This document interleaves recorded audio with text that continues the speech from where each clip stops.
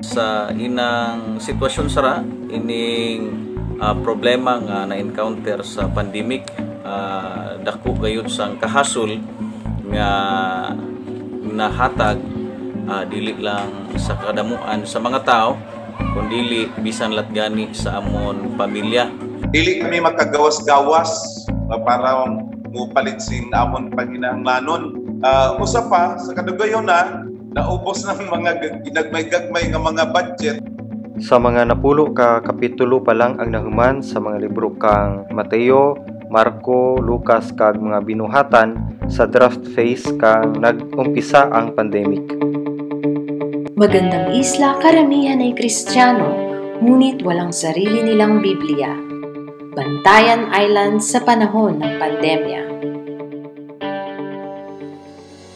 Marso 2020, ang buong lalawigan ng Cebu ay isinailalim sa lockdown upang labanan ang pagkalat ng sakit na dala ng coronavirus.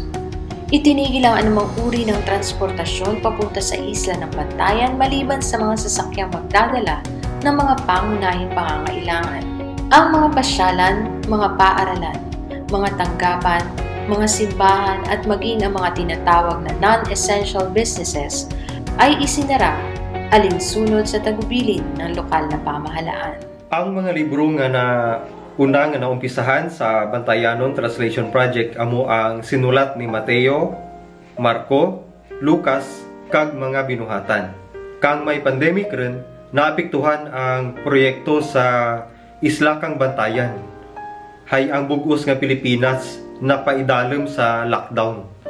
Darwa ka bulan nga naguntat ang mga mother tongue translators sa anda pag-ubra tungod kadya.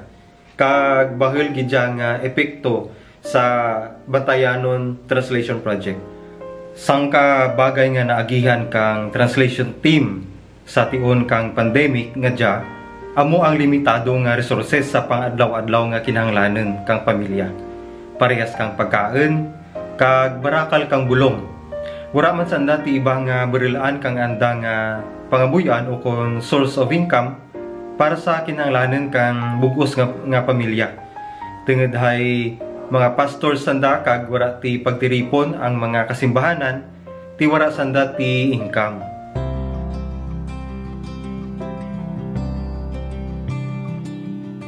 May mga mayad nga butang nga nahimo ang Ginoo sa isla kang Bantayan sa tiun kang pandemic. Ginpukaw na ang bartyagen kang sangka pastor nga magpangwali sa andabalay kag ginagamit na ang trumpa bilang instrumento sa pagpahayag kang pulong kang Ginoo. Kag ang trumpa malabutan na kadya ang bilog nga baryo kag mga katupad nga baryo. Kag tengaday hindi kagwa ang mga tao sa andam nga balay, nagapamati sanda kang pulong kang Ginoo pinaagi sa trumpa ministry nga ginihimo kang pastor nga dya. Ti duro nga mga tao ang makabati kang pulong kang Ginoo. May sangka pastor man nga nakabatyag kang kabugatan nga magpangwali sa tindahan o kung sa merkado. Kung kaisa sa binit kang karsada ta na nagapangwali gamit ang mobile speaker. Nagawali ta na sa duro nga mga katawhan gamit ang nabadbad nga pulong kang Ginoo sa Bantayan.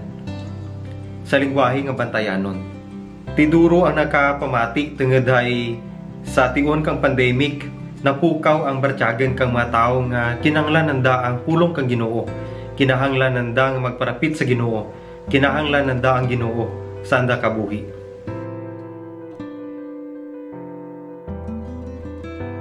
Ang mga bago nga mga butang nga ako na sinati sini nga mga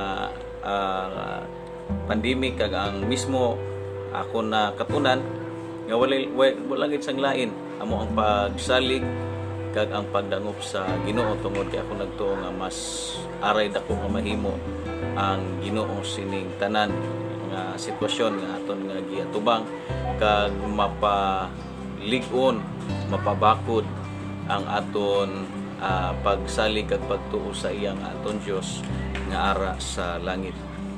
Ang leksyon nga natunan ko sa pandemic nga dya amo ang pagkadepende sa Ginoo.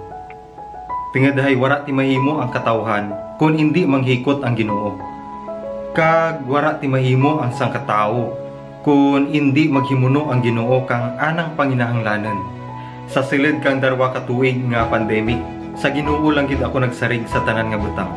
Nakapag-challenge sa ako nini nga trabaho tungod din ako na napatsyagan nga taliwala sa pandemic, nagpadayon ang amon nga pagtrabaho.